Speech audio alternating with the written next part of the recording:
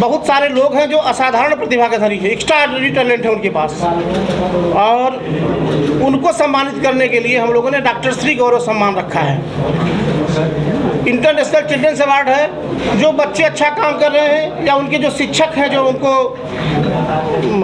किसी विशेष क्षेत्र में योगदान दे रहे हैं, उनके लिए भी हम लोगों ने ये इंटरनेशनल चिल्ड्रंस अवार्ड रखा है। और जो भी पर्यावरण के क्षेत्र में, समाज के क्षेत्र में काम कर रहा है, उसके लिए ग्लोबल पीस अवार्ड और पृथ्वी रत्न अवार्ड है। तो हम लोग ये प्रोग्राम गोवा में करने जा रहे हैं। गोवा का चुनाव हमने इसलिए किया क्योंकि गोवा इंटरनेशनल प्लेस है,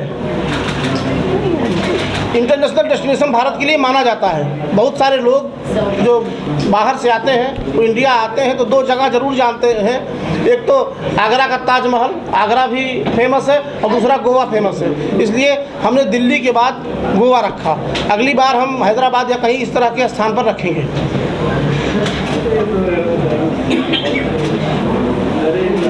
कार्यक्रम जो है वहाँ गोवा में रखना चाह रहे हैं, प्रेस कॉन्फ्रेंस आप यहाँ कर रहे हैं, क्या उद्देश्य? दरअसल मैंने गोवा में रखा है प्रोग्राम, लेकिन भारत के विभिन्न स्थानों पर मुझे प्रेस कॉन्फ्रेंस करना है, क्योंकि गोवा के लोग तो रहेंगे नहीं। शायद नोएडा में बहुत सारे अच्छे लोग मिल जाए जिनको हम ले जाकर सम्मानित करें, इसलिए नोएडा में रखा, देहरादून में रखूँगा, चंडीगढ़ में रखूँगा, लखनऊ में रखूँगा, बनारस में रखूँगा।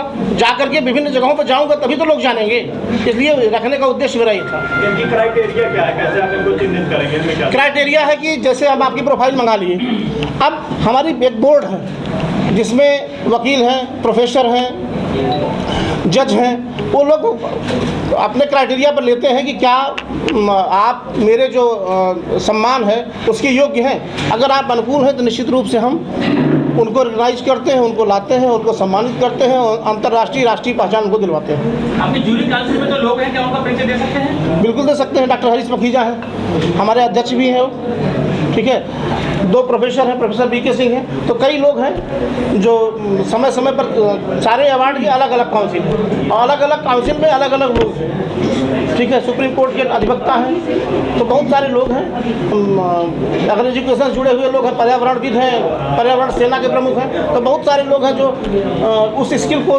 देखते हैं कि आप उस तरह के टैलेंटेड हैं। पत्रकार भी हैं, पत्रकार बंधु भी हैं, ठीक है।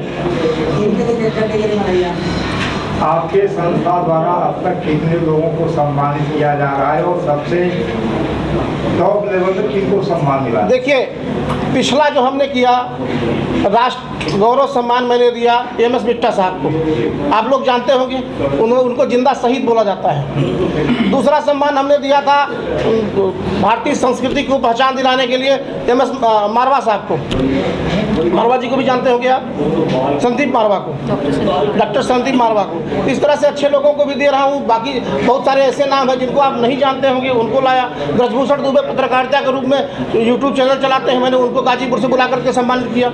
और हर स्टेट से मैं 5 लोगों को दे रहा हूँ, जितने भी स्टेट हैं वहाँ से 5 लोगों को मुझे वर्ष में 2 बार यह सम्मान करना है, सम्मान समारोह रखना है 2 बार, जिसमें से 5 लोगों को मैंने रखा है। 5 लोगों को ही दिया जाएगा। शायद इस बार 2 लोग मिल जाएंगे एक स्टेट से, अगली बार 3 लोग मिल जाएंगे, ऐसा भी हो सकता है। यही मेरा क्राइटेरिया है। अवार्ड के साथ आपको क्या देते हैं? प्रशस्ति पत्र देते हैं? हम प्रशस्ति पत्र देते हैं, मेडल भी देते हैं, कैसे दे सम्मानित? हम प्रशस्ति पत्र देते हैं, मेडल देते हैं, और साथ साथ अगर कोई योग्य व्यक्ति है तो अपने संगठन में उनको रख करके उनको सोशल सर्विस के लिए काम भी देते हैं। और उसके लिए हम लोग एक डोनेशन जो हमारे पास आता है उससे कुछ पैसे भी उपलब्ध करवाते हैं, जिससे वो समाज के लिए बेहतर काम कर सके, समाज को बेहतर दिशा दे सके। तो क्या इसके लिए कुछ पैसे भी देने पड़ते हैं अवार्ड लेने के लिए? ना, पैसे नहीं देने पड़ते हैं। कोई पैसा क्या देगा? क्योंकि कई लोग अवार्ड लेने के लिए कहते हैं आप इतना तो फिर हम आपको अवार्ड देते हैं, ऐसा भी होता है? देखिए, ऐसा नहीं होता है। कोई भी सामाजिक संगठन होगा वो डोनेशन से चलेगा, तो स्पॉन्सरशिप कहीं कहीं से आती है, ठीक है। लेकिन पैसा अवार्ड देने के लिए, अगर आप योग्य व्यक्ति हैं तो अवार्ड देने के लिए पैसा क्यों देना पड़ेगा? समझ रहे हैं ना? मेरी सिंह साहब से जो बात हुई है उसके मुताबिक है, जो हम इस बार अवार्ड देने जा रहे हैं, हमारे मोदी साहब भी ये कर रहे हैं, जो हम भी उनके बच्चों में करते हुए कर रहे हैं, कि देश के ऐसे लोग अब तक जो अवार्ड जो दे चुके हैं, जैसे डॉक्टर संदीप मारवा को दिया, बिट्टा को दिया, इनको आप सब जानते हो, लेकिन इन्होंने कहीं ना कहीं समाज के लिए काम किया। अब जो हम बाकी के अवार्ड दे रहे हैं वो उन लोगों को दे रहे हैं कि जिन्होंने सम्मान प्राप्त करने योग्य काम तो किया, लेकिन उनकी जो पहुंच थी वो वहां तक नहीं थी कि वो इस तरीके से जाकर कोई पद्मश्री ले सके या कोई अवार्ड ले सके या उसके कार्यों की सराहना हो। यहाँ पूरे हिंदुस्तान नहीं, पूरे वर्ल्ड में उसकी बात पहुंचे कि ये व्यक्ति इस योग्य है कि ये काम कर रहा है, जो चुपचाप काम कर रहा है, जैसे पहले लोग करते थे उनको मिल रहा है। तो सिंह साहब का जो स्टेप लेना है वो ये है कि ऐसे लोगों को चुना जाए। और खासकर ये जो अवार्ड है हमने चुने हैं, यहाँ पे प्रेस कॉन्फ्रेंस करने का मकसद भी यही है कि उत्तर प्रदेश खासकर यहाँ पे एक से एक कारीगर हैं, लेकिन उनकी योग्यता को सराहा नहीं जाता। अभी भी सराहा जाता है, लेकिन उतना नहीं सराहा जाता जिनको चाहिए। तो गली गली में ऐसे बहुत से लोग हैं जो बहुत से काम कर रहे हैं, तो उनकी योग्यता को सारे पूरे वर्ल्ड के सामने लाने के लिए ये अवार्ड फंक्शन का आयोजन किया जा रहा है। और उत्तर प्रदेश खासकर दिल्ली और उत्तर प्रदेश यहाँ पे एक से एक बहुमुखी प्रतिभा है, तो उनको चुना गया है, चुनना है। और आपसे ये प्रेस करने का मतलब ये है कि आप भी अपने आसपास देखिए कि आपको लगता है कि इसकी ये कारीगरी है, ये बंदा ये कर सकता है, तो उसको बुला के आप इसको दीजिए। जो हमारी कमेटी, इस कमेटी के अंदर जो सिंह साहब ने ले रखे हैं, इसमें रिटायर्ड जज भी हैं, संस्था के डायरेक्टर भी हैं, प्रिंसिपल भी हैं, सारे एजुकेशन पढ़े लिखे लोग हैं जो लोगों के दर्द को समझते हैं, जैसे जुडिशियल अफसर हैं वो भी इस बात को जानते हैं। तो उन लोगों को जोड़ा हुआ है ताकि जो आप अवार्ड रिकमेंड करेंगे वो उसको जाके वहाँ पे चेक करेंगे कि ये उसके काबिल है या नहीं है, और उसको सम्मान दिया जाएगा। रिकमेंड आप लोग कर रहे हैं, लेकिन इसके लिए उनसे कोई पैसा नहीं लिया जाएगा, बल्कि कोशिश की जाएगी कि जो उसको अवार्ड दिया जाए उल्टा उसको राशि के रूप में कुछ ना कुछ देकर सम्मानित किया जाए। तो हमारा मकसद वहाँ पे ये है, कोई पैसा नहीं लिया जाएगा। रही स्पॉन्सर की बात, तो स्पॉन्सर हम लोग आपस में खुद ही हैं। तो हम जो चर्चा कर रहे हैं सिंह साहब, इसमें मेन सारा कुछ लगा है वो इनका अपना है। अब आप लोग कुल को कहो जी कि हम टाटा आ जाए, बिरला आ जाए, वो कहिए हम भी आपके साथ जुड़ना चाहते हैं क्योंकि आप बहुत अच्छा काम कर रहे हैं और हम आपके साथ जुड़ के स्पॉन्सर करना चाहते हैं, तो आपको हमको क्या ऑब्जेक्शन हो सकता है? हम किसी से मांगने नहीं जा रहे, लेकिन हमारा जो काम है वो सिर्फ यही है कि हमें अच्छे लोगों को चुन के अवार्ड देना। बाकी सिंह साहब बताएं। जी बताइए।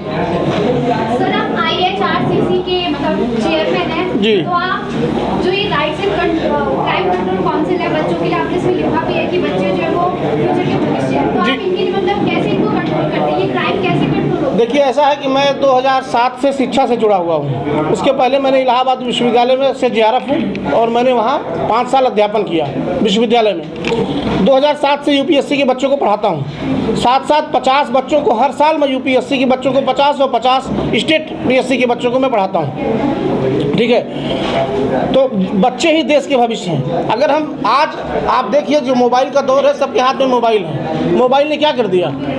बच्चों के भविष्य को खराब कर दिया। अगर आप थोड़ा सा विचार करें तो मोबाइल से जो ऑनलाइन क्लासेज है, तो ऑनलाइन क्लासेज से किसी की शिक्षा नहीं मिल रही है, बल्कि बच्चा बर्बाद हो रहा है। ठीक है, सबसे ज़्यादा पढ़े लिखे अगर योग्य शिक्षक है तो कहाँ है? सरकारी स्कूल में है। लेकिन आप कभी भी सरकारी स्कूल में अपने बच्चे को नहीं पढ़ाना चाहते। क्यों? क्योंकि हमारा कॉलर गंदा हो जाएगा। स्टेटस सिंबल बन गया है प्राइवेट स्कूल।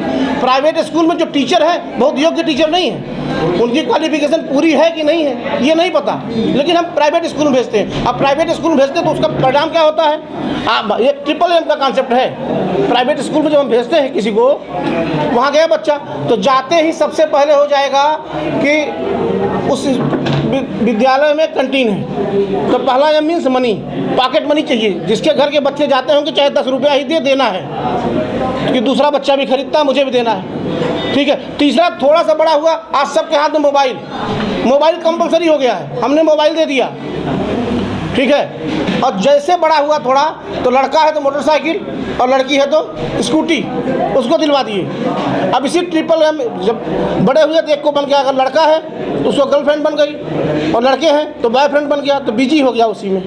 और ठीक है, 29 साल बाद पता चलता है, जब 29 साल हो जाते हैं, घर की जिम्मेदारियां होती हैं, तब पता चलता है मुझे नौकरी करनी है। आप देखिए इस देश का दुर्भाग्य है, सबसे ज़्यादा ह्यूमन रिसोर्सेज कहाँ है? भारत में है सबसे ज़्यादा, और उसके बाद भी सबसे ज़्यादा बेरोजगारी कहाँ? भारत में है। हमारे टैलेंट को बेचने के लिए मुझे दुबई जाना पड़ता है, हमारे टैलेंट को वो करने के लिए मुझे काम कैसे करना चाहिए? तो काम कर रहे हैं ना।